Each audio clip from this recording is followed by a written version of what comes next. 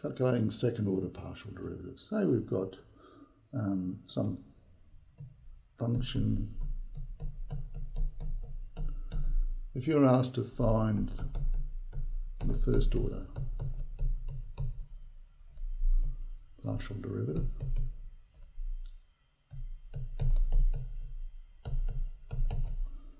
there's two of them you have to find, aren't there? There's partial derivative of f with respect to x and partial derivative of f with respect to y. So there are two first order partial derivatives. Second order partial derivatives are when we find like the second derivative. Now with this we can do partial derivative of f with respect to x and then do the partial derivative with respect to x again. And another way to write that would be second partial of f with respect to x squared. So that is the same as writing that. Means you've got to find the partial derivative with respect to x and then do it again. So you're virtually working backwards. You actually work this one first and then work that one second. So there's one second order partial derivative. Likewise, you could do it with y. So you could do the partial derivative of f with respect to y and then do with respect to y again to get a second order, and that'll be the second order derivative of f, partial of f with respect to y squared. Okay, there are two more though. What happens if you do partial derivative with respect to x first and then you do with respect to y second? And that's quite okay. So what we're going to do is, firstly we're going to find the partial derivative of f with respect to x. When we've got that, we're then going to do the partial with respect to y. Now the shorthand way of writing that is once again written like this. We do them in order on the denominator. So that'll be y with respect to x. So if you like, you work backwards. You do partial df dx first, and then you do with respect to y second.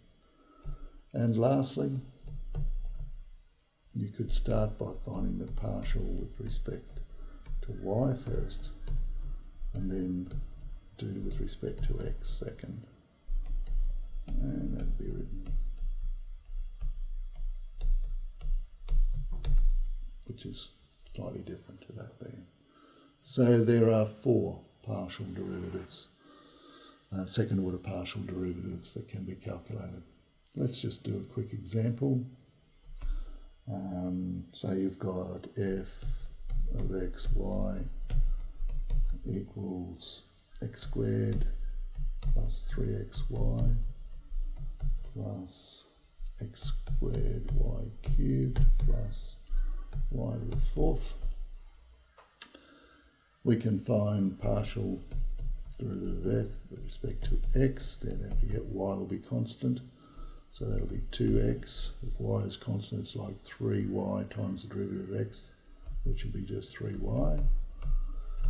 And then derivative with respect to x, the y cube will be like constant, so it'll be like coefficient, then derivative of that will be 2x, so it'll be 2x y cubed.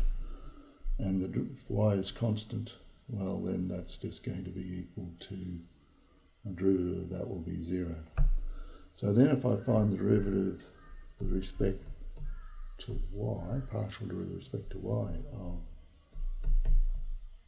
partial df dx, we've already said up there that that's equal to f dy dx.